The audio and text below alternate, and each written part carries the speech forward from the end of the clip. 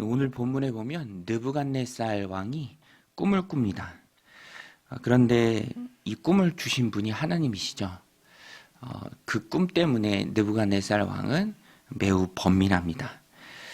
뒷장에 가서 보면 꿈의 내용이 나오는데요. 앞으로 이 바벨론이라는 큰 나라, 이 제국 이후에 어떠한 일들이 있을지를 하나님이 꿈을 통해서 제국의 가장 큰 통치자인 느부갓네살에게 알게 하신 것이죠.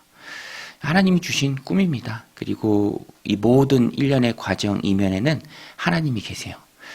마치 창세기에서 요셉이 이 바로의 꿈을 해석하는 그 과정에 하나님의 손길이 있었듯이 오늘 본문도 똑같습니다. 대상만 바뀐 거죠. 바로는 느부갓네살 왕으로, 요셉은 다니엘로. 이면에 하나님의 역사하심이 있습니다. 그런데 이것을 알 리 없는 느부갓네살 왕은 그 꿈으로 말미암아 굉장히 크게 번민합니다.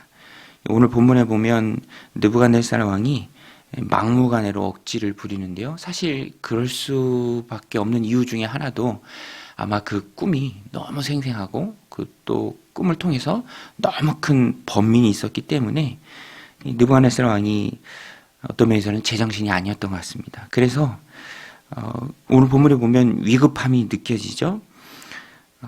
오늘 말씀 3절에 보면 왕이 그들에게 이르되 내가 꿈을 꾸고 그 꿈을 알고자 하여 마음이 번민하도다 하니. 그러니까 번민한 마음 가운데 너무 알고 싶은 거예요. 너무 알고 싶으니까 마음이 번민하고, 그래서 자기도 제정신이 아니고 또 제정신이 아닌 상태에서 또 이 온 나라에 있는 그 꿈을 해석할 만한 사람들을 코너로 몰아갑니다.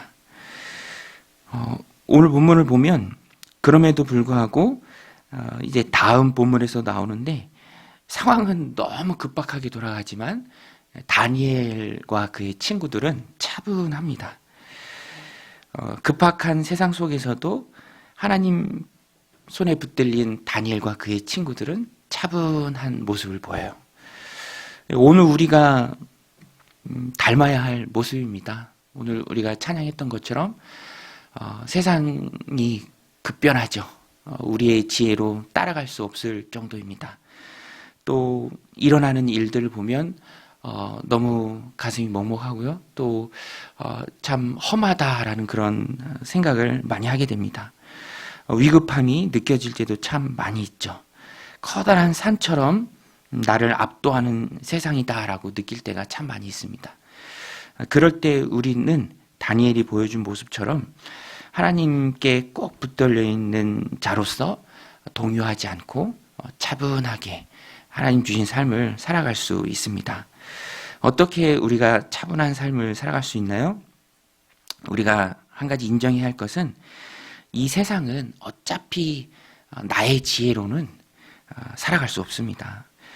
지혜가 부족하고 능력이 부족한 게 바로 우리죠. 체력도 부족하고 뭐 하나 세상을 이길 만한 것들이 없는 연약한 존재가 우리입니다. 그래서 우리는 우리의 지혜의 한계를 인정하고 하나님을 의지해야 합니다. 오늘 본문에도 이 세상이 얼마나 강력한가, 이 상식이 통하지 않는 게 세상이다라고 느낄 때가 있죠. 오늘 본문에 보면 느부갓네살 왕이 꿈을 꾸고 그 꿈을 알고자 하여 번민할 때 제정신이 아니어서 꿈을 해석할 만한 사람들 다 불러들인 다음에 뭐라고 얘기하냐면 꿈을 얘기해 주는 것이 아니라 꿈을 알아맞추라고 합니다. 자기가 꿈을 알아맞추고 꿈에 대한 해석도 말하라. 이게 얼마나 어처구니 없는 일입니까?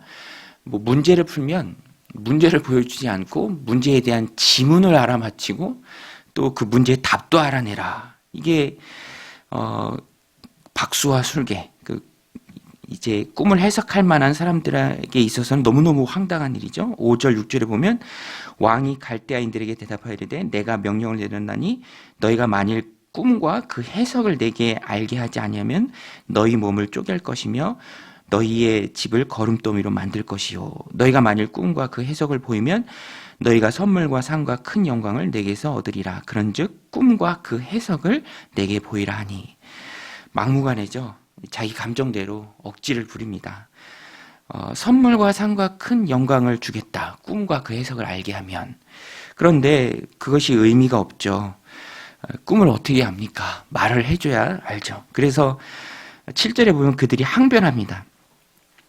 그들이 다시 대답하여 이르되 원하건대 왕은 꿈을 종들에게 이루소서. 그리하시면 우리가 해석하여 드리겠나이다 하니.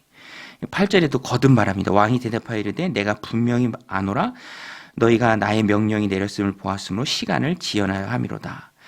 너희가 만일 이 꿈을 내게 알게 하지 아니하면 너희를 처치할 법이 오직 하나이니 이는 너희가 거짓말과 망령된 말을 내 앞에서 꾸며 말하며 때가 변하기를 기다리려 함이라. 이제 그 꿈을 내게 알게 하라. 그리하면 너희가 그 해석도 보일 줄 내가 알리라 하더라.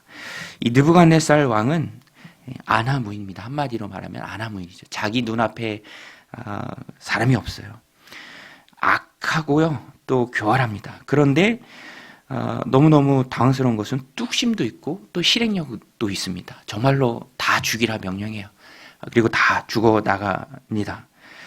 이런 게 바로 세상이다라고 느낄 때가 참 많이 있죠. 또 한 가지 우리가 하나님을 의지해야 할 이유는 사람은 못하지만 하나님은 하신다라는 것입니다. 바벨론의 박수와 술객들도 그것을 인정하고 고백합니다. 10절에 보면 계속 몰아붙이니까 또 한번 항변하면서 이렇게 말합니다. 갈대아인들이 왕 앞에서 대답하여 이르되 세상에는 왕의 그 일을 보일 자가 한 사람도 없으므로 어떤 크고 권력 있는 왕이라도 이런 것으로 박수에게나 술객에게 갈대아인들에게 물은 자가 없었나이다. 11절에 또 보면 왕께서 물으신 것은 어려운 일이라 육체와 함께 살지 아니하는 신들 외에는 왕 앞에 그것을 보일 자가 없나이다 한지라. 이 박수와 술객들이 한 이 말에 오늘날 그리스도인들이 정말 아나무인 같은 상황, 정말 막무가내인 것 같은 상황 속에서 어떻게 살아야 될지에 대한 해답을 또 주고 있습니다. 신들 외에는 왕 앞에 그것을 보일 자가 없나이다. 그러니까 사람으로서는 할 수 없다라는 말이에요. 10절에도 갈대아인들이 말했죠. 한 사람도 없으므로. 사람으로는 한 사람도 없습니다.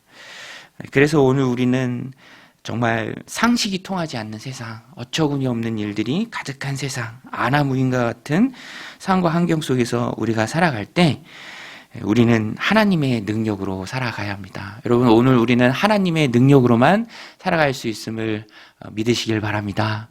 하나님의 능력으로만 살아갈 수 있는 거죠. 급변하는 세상 속에서 내 지혜로는 버틸 재간이 없습니다. 우리는 하나님의 능력으로 살아야 합니다. 그래야 느부갓네살 왕처럼 막무가내로 우리를 압도하는 그 상황 가운데 다니엘처럼 우리가 차분하고 또 기도를 통해서 능력을 얻고 버티고 헤쳐나가고 마지막에는 승리할 수 있다라는 것입니다. 그래서 오늘 말씀을 보면 빌립보서 4장 13절 말씀이 생각나고 또 떠오릅니다. 내게 능력 주시는 자 안에서 내가 모든 것을 할 수 있느니라.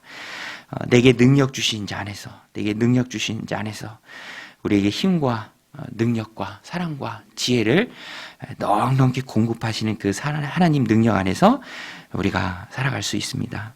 오늘도 이 말씀 마음에 새기고 오늘 우리가 살아가는 모든 관계 속에서 또 맡겨진 그런 업무에서 능력 주시는 하나님 안에서 살아가는 저와 여러분들이 다 되시기를 축원드립니다. 막무가내와 같은 상황, 아나무인과 같은 환경 속에서도 다니엘처럼 차분하고 넉넉하게 이기는 저와 여러분들이 다 되시기를 주님의 이름으로 간절히 축원드립니다. 우리 같이